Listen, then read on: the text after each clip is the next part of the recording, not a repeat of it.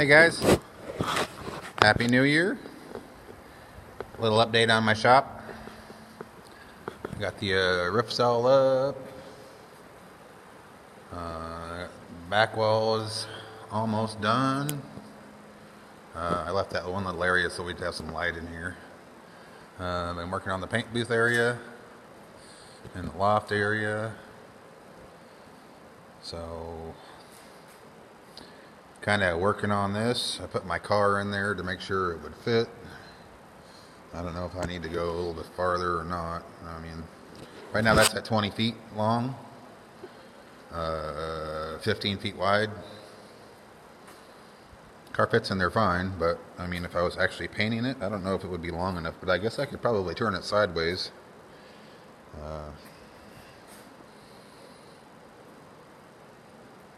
Poor car needs a lot of work. But anyway, I've had this car since I was 16 years old. This is basically my baby. I've had this car for so long, it's just part of me, I guess.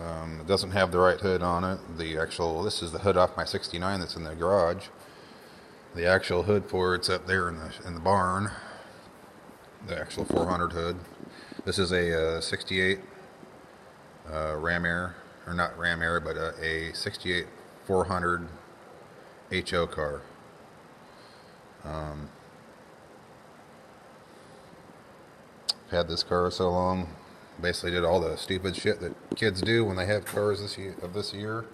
It's got big, huge tires on the back of it. Those are all coming off. This car, I believe, has been rolled at one point in time, just due to the damage that's on the roof. It's all caved in over there. Or something big fell on it. They didn't look like this when I bought the car. I discovered that shortly afterwards.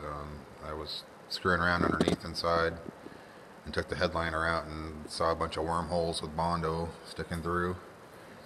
And then I found out the nose of the original hood's all caved in as well up in here and filled with Bondo. Car needs a bath. So, I mean, along the lines, I've put different fenders on the car. Built the motor in the car when I was 16.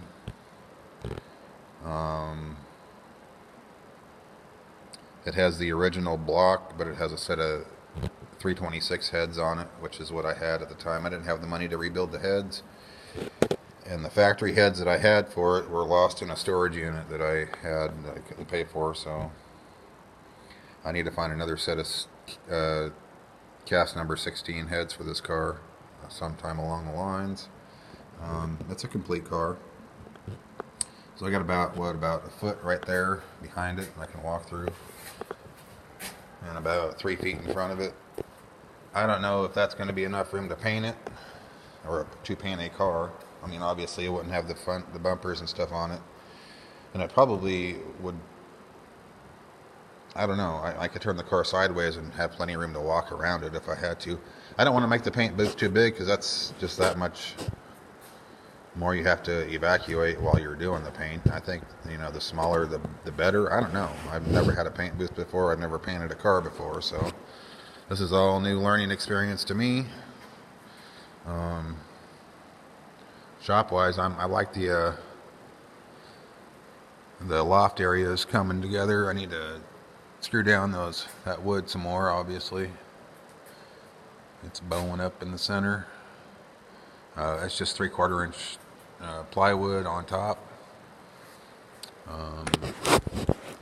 Not the best grade of plywood, obviously, but it is what it is.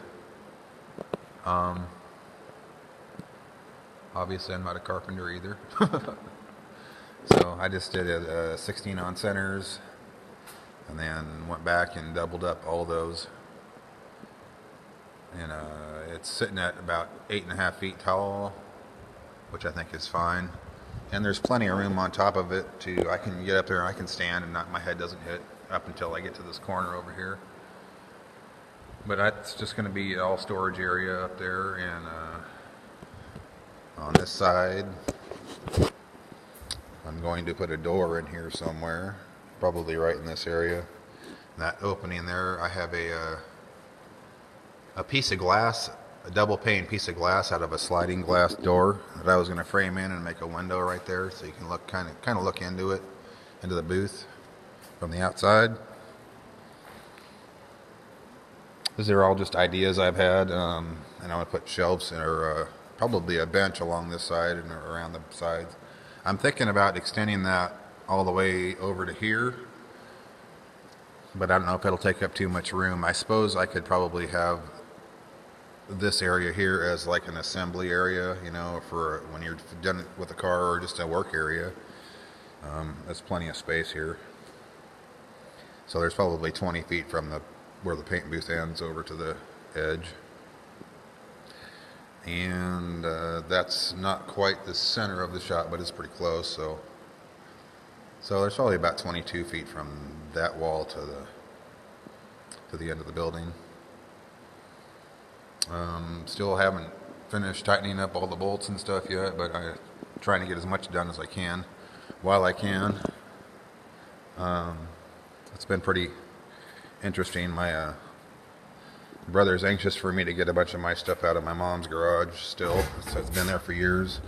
One of the things I had sitting over there was this Marquette engine analyzer scope thing, and I really wanted this, but it's all there.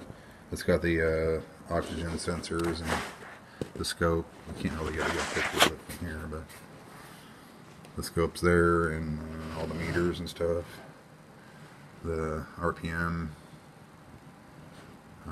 It works. It's just something kind of nostalgic, something like I learned on when I was in grade or high school, you know, how to operate one of those. Kind of a cool piece. I got that for free. Somebody gave it to me. The rest of the shop's looking pretty good. Gonna probably, I think we figured we're going to put a 16-foot door on the front of it, so from where that C-purling, this C-purling is, that's 16 feet wide, and that's where that's probably gonna be 10 foot tall, 16 foot wide. I'm also thinking about putting a smaller garage door back here, just, you know, because I can pretty much put like a 7x8 right there and be able to get through the shop, you know, and I could probably anchor it to the ceiling joists because that's not going to be finished. It's just going to be open with a floor on top of it if I decide to go that route. So right there is 15 feet wide by 20. Those are 16 foot 2x6s on top, so it's hanging off a little bit right there, 2 inches or so, 3-4 inches. So I can just kind of continue from there over and continue on with that, or I could just leave it the way it is, you know, finish putting the top on and then insulate the insides of the wall, do my electrical, put the lights in. I haven't got lights yet. I'm still trying to figure out what I want to do with lighting inside not only the paint booth, but the paint booth and the overhead, the ceiling. I was looking at some LED strip lights. They're not strip, but it's like an 8-foot LED fluorescent light, or an LED light, but they interconnect on the ends, so you can just kind of connect. I think they said you can connect 4 of them together,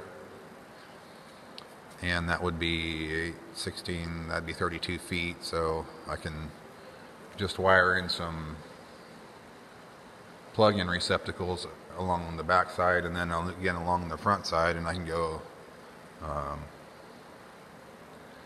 hang some lights up in there, and that would be nice.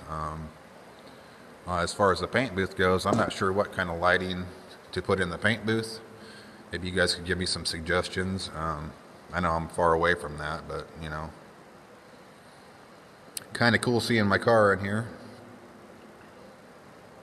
I actually got that thing running yesterday, and I was going to drive it down here, but as soon as I got back into it, it ran out of gas. So this morning I went to go get some gas, and obviously the battery's no good, but it fired right up.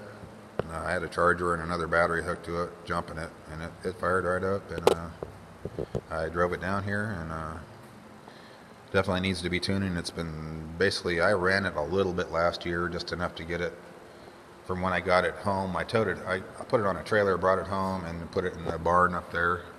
So I just drove it into the barn. My 69 Camaro's in the barn still. The 70 Camaro's still sitting up there. The 69 Firebird's still in the garage. I got to clean the garage out soon, but hopefully I'll have that end wall done before I put anything else in here. Probably in the next couple of weeks I should have that pretty much done. I may not have the door in place or have a door yet to put in it, but we're working on it, and it's coming along. So I hope you guys all had a good New Year's Eve and a good Christmas, and I will be back soon with another update on this shop. Thank you. Thanks for watching and subscribing. Have a good weekend.